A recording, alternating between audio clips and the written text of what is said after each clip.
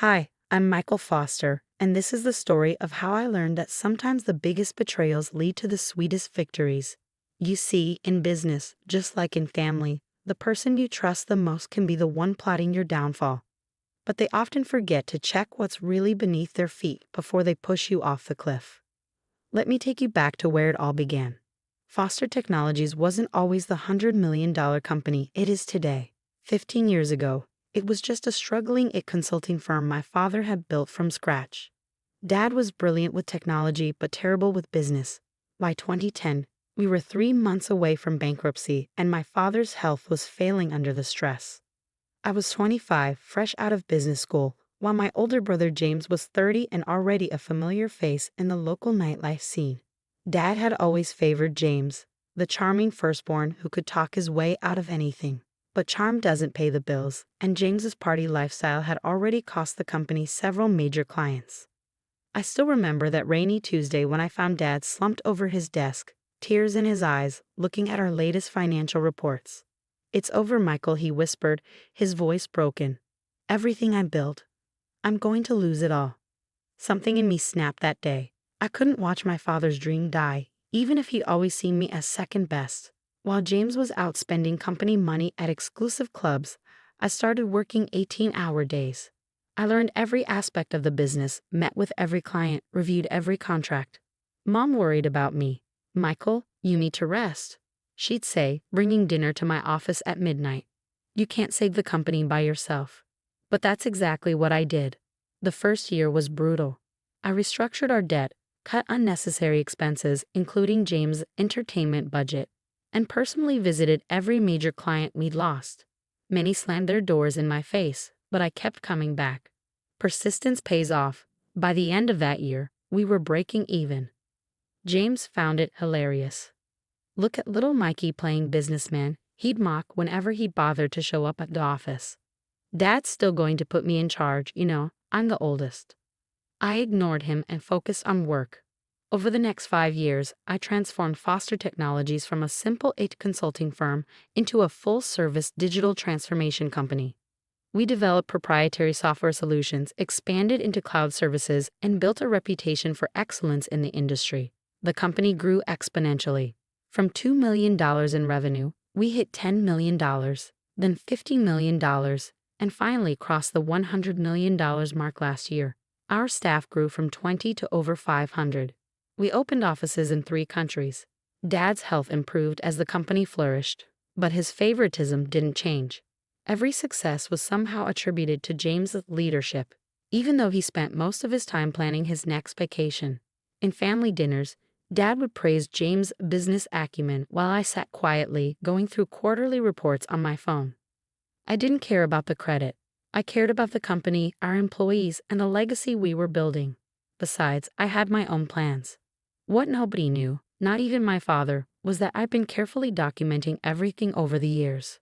Every decision James sabotaged, every client he lost, every dollar he wasted. More importantly, I've been quietly building relationships with our key clients, making myself indispensable to their operations. I also had another secret, one that would turn out to be crucial. During the company's darkest days, when we were nearly bankrupt, I used my own savings and taken out personal loans to keep us afloat. In exchange, I'd received shares. Lots of shares. The paperwork was buried in mountains of corporate documentation. But I legally owned 40% of Foster Technologies. Or at least I thought that would be enough to protect me. I couldn't have been more wrong. Last month, everything changed. Dad announced his retirement, and everyone expected him to name me as his successor. After all, I've been effectively running the company for years. Even James had been showing up to work more often, probably sensing the change coming. The shareholders' meeting was set for Friday afternoon. All major stakeholders were present, including our board members and key investors. I prepared a comprehensive presentation about our growth strategy for the next 5 years. Dad stood up to make his announcement. I noticed James smirking in his seat, but I didn't think much of it at the time. "Ladies and gentlemen," Dad began, "as you know, I'm retiring as CEO of Foster Technologies. This company has been my life's work, and choosing my successor was not an easy decision." He paused, looking around the room. But there's only one person who truly embodies the leadership qualities needed to take Foster Technologies to the next level. Someone who understands our family values and has the vision to lead us into the future. I sat straighter in my chair, ready to accept the responsibility I'd been preparing for all these years. My son, James Foster, will be taking over as CEO effective immediately. The room went silent. I felt like I'd been punched in the gut. But Dad wasn't finished. Furthermore, James has brought to my attention some concerning irregularities in our recent operations. It seems that certain individuals have been making unauthorized decisions and potentially compromising our company's integrity. James stood up, holding a folder. I'm afraid my brother Michael has been operating outside his authority, making promises to clients we can't keep, and potentially engaging in unethical practices. I couldn't believe what I was hearing. Every accusation was a twisted version of the truth. The very decisions that had saved and grown the company were being presented as reckless and unauthorized. Therefore, Dad continued, as my final act as CEO, I'm terminating Michael's employment with Foster Technologies, effective immediately. The security guards were already approaching my chair. James's voice dripped with fake sympathy. I'm sorry it had to end this way, little brother. But hey, maybe now you can get a life outside the office. The room erupted in whispers as I was escorted out, my key card deactivated, my access revoked. I could see the pity in some faces, the schadenfreude in others. But they had no idea what was coming. Because while James was plotting my downfall, he'd forgotten three crucial things. First, those unauthorized decisions were all properly documented and approved. Second, my 40% ownership stake wasn't as buried as they thought. And third, well, let's just say that when you spend 10 years building a company's technology infrastructure, you learn where all the bodies are buried, sometimes literally. As I walked to my car that evening, I pulled out my phone and sent a single text message to an old friend at the SEC. Then I went home and waited. Monday morning was going to be very, very interesting. Monday morning arrived with a thunderstorm, fitting weather for what was about to unfold. I sat in my home office, watching the clock tick towards 9 a.m. when James would be strutting into his new CEO office for the first time. The weekend had been interesting. Mom had called 17 times, leaving tearful voicemails about family unity. Dad hadn't called at all. James had been too busy celebrating at his favorite clubs. The photos were all over social media, including some questionable ones with the company credit card clearly visible on the table. I smiled, remembering how James always thought technology was beneath him. That's geek stuff, he'd say, refusing to learn even basic cybersecurity protocols. Well, that arrogance was about to cost him dearly. At exactly 9:15 a.m., my phone buzzed. A text from Sarah, my loyal executive assistant who James hadn't bothered to fire. Probably because he thought she just brought coffee. It's starting, her message read. I opened my laptop and connected to Foster Technologies' internal security feed. Yes, I still had access. When you build a system from the ground up, you always leave yourself a back door. The camera in the CEO's office showed James walking in, coffee in hand, ready to begin his reign. He sat in a leather chair, my chair, and pressed the power button on his computer. That's when the show began. Instead of the Windows login screen, a video started playing. It was security footage from 3 years ago, showing James in this very office, making a deal with our biggest competitor to sell them our client data. The audio was crystal clear. Of course I can get you their information, James's voice rang out. My idiot brother does all the work anyway. Just make sure the payment goes to my Cayman account. James frantically tried to turn off the monitor, but nothing worked. The video kept playing on every screen in his office, but that was just the beginning. His phone buzzed. The SEC had received an anonymous tip about insider trading, complete with documented evidence of James' illegal activities over the past decade.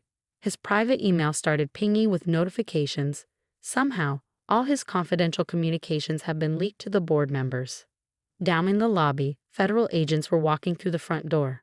I watched through the security feed as James's face turned from confusion to panic. He tried calling Dad, but Dad's phone was busy, probably because he was getting his own set of revelations about his beloved firstborn's activities. At 9:30 a.m., Sarah walked into James' office. Mr. Foster, she said calmly, the board members are requesting an emergency meeting. Also, there are some federal agents here to see you. James started sweating. Tell them I'm busy. Cancel everything and get it up here to fix these damn computers. Sarah smiled politely. I'm afraid that won't be possible. You see, the entire department just resigned. They sent a company-wide email explaining why. Something about loyalty to the person who actually built this company. What? They can't do that. We have contracts. Actually, Sarah placed a folder on his desk. They can. Their contracts were with a subsidiary company that holds all our intellectual property rights. A company that, as of this morning, is no longer affiliated with Foster Technologies. James's hands shook as he opened the folder. Inside was a simple document showing the ownership structure of Foster Innovation Labs, the subsidiary I'd quietly created years ago. The company that actually owned all our patents, software, and client contracts. And I owned 100% of it. But the clients, James stammered, have already been informed of the change in management. Most have already signed new contracts, directly with Foster Innovation Labs. It seems they prefer working with the person who actually handled their accounts all these years. The color drained from James's face as he finally understood. Every piece of technology that made Foster Technologies valuable, every client relationship that kept it profitable, every key employee who made it run. They were all loyal to me. He'd stolen an empty shell. The office door opened again. 2 FBI agents walked in, followed by Mr. Patterson, our chief legal counsel. James Foster, one agent said, we need to ask you some questions about certain financial transactions. You can't do this, James shouted, looking wildly around the room. I'm the CEO. I'm in charge here. Mr. Patterson cleared his throat. Actually, about that, he pulled out another document. The board just concluded an emergency meeting. Given the circumstances, they voted to remove you as CEO, effective immediately. They can't do that. You own shares in Foster Technologies, Mr. Patterson corrected. A company that, as of 9 o'clock this morning, has no intellectual property, no major clients, and no core development team. I believe the stock price reflects that reality. James lunged for his computer, probably to check the stock ticker. But of course, his screen was still playing videos of his various illegal activities over the years. As James was escorted out of the building by federal agents, his designer suit wrinkled and his face ashen, I sent one final company-wide email from my remote access. To all remaining Foster Technologies employees, you have a choice. Stay with a sinking ship or join us at Foster Innovation Labs, where innovation and integrity actually mean something. Your jobs are secure, your benefits will be better, and most importantly, your hard work will be respected. Within an hour, 90% of the staff had accepted the offer. But my revenge wasn't complete yet. There was still the matter of dear old Dad's retirement fund. The fallout was spectacular. Within 24 hours, Foster Technologies stock had plummeted 70%. News of James' arrest made headlines in every major business publication. Tech CEO arrested on multiple fraud charges. Foster Technologies in freefall as scandal erupts. But I wasn't done yet.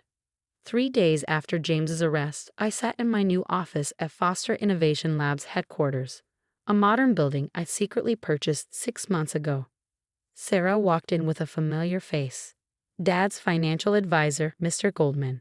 He's been calling nonstop, Mr. Goldman said, looking uncomfortable. Ever since he realized that his retirement fund is worthless, I finished for him, because he invested everything in Foster Technologies stock. Dad had always bragged about having skin in the game, keeping his entire retirement portfolio in company shares. It was poor financial planning, but he'd never listened to advice about diversification. Now those shares were worth pennies on the dollar. Your father is desperate, Mr. Goldman continued. Mrs. Foster, your mother, she's worried they might lose the house. I leaned back in my chair, thinking about all the times Dad had dismissed my warnings about James's behavior. All the times he'd attributed my success to luck rather than hard work. Set up a meeting, I finally said. Tomorrow, 10 a.m., here. The next morning, my parents arrived at Foster Innovation Labs. Mom looked like she'd been crying. Dad looked like he aged 10 years in a week. They sat across from me in the visitor chairs, the same model as the ones Dad used to make me sit in while he lectured me about real leadership. Son, Dad began, his voice shaking. I know I made mistakes. Mistakes? I interrupted quietly. You let James destroy evidence of his crimes. You helped him embezzle company funds. You were complicit in fraud that hurt our employees, our clients, and our shareholders. I didn't know. He tried to protest. You knew. I cut him off. You just didn't care. Because James was your golden boy, and I was just the backup plan. Mom started crying softly. I handed her a tissue. But that's not why you're here, I continued. You're here because you're broke. Because the company shares that were supposed to fund your retirement are worthless. Dad slumped in his chair. Michael, please, we're family. Family? I smiled without humor. Was I family when you let James take credit for my work? Was I family when you fired me in front of the entire company? I pulled out a folder. I learned that dramatic revelations were more effective with proper documentation. Here's what's going to happen. Foster Innovation Labs will buy back your shares in Foster Technologies at their original purchase price. Their eyes widened with hope. But, I continued, there are conditions. First, you both sign a non-disclosure agreement about James' activities. Second, you retire, quietly, to that house in Florida you always talked about. Third, you stay out of my business. Completely. You do that for us, Mom whispered. Not for you, I corrected, for the scared 12-year-old boy who used to believe his father hung the moon. He deserved better than what you gave him. Dad started to speak, but I held up my hand. One more thing. The money comes with a trustee, someone who'll make sure you don't gamble it away on another one of James's schemes. Monthly allowance, investment restrictions, the whole package. You don't trust us, Dad said sadly. You taught me that lesson very well. I signed the papers. As security escorted them out, Dad turned back one last time. I was wrong about you, son. You're a better businessman than I ever was. No, Dad, I replied. I'm just better at remembering who my real enemies are. 5 years have passed since then. Foster Innovation Labs is now a billion-dollar company known for its cutting-edge technology and ethical business practices. James served 2 years in prison and now works as a bartender in Vegas. Dad and Mom live quietly in Florida, sending occasional postcards that I never answer. Last week, I received an invitation to speak at my old business school. The topic? The importance of integrity in family business. I accepted with a smile. After all, I have quite a story to tell. Sometimes the best revenge isn't destroying your enemies. It's building something so successful that they have to live with the knowledge that they bet on the wrong horse. And as for those who wonder how the quiet one, the careful one, the backup plan pulled off such a complete victory, well, let's just say that while the peacocks are busy showing off their feathers, the eagles are watching, waiting, and planning their next move. Because in business, just like in life, it's not about who starts at the top. It's about who's still standing when the dust settles.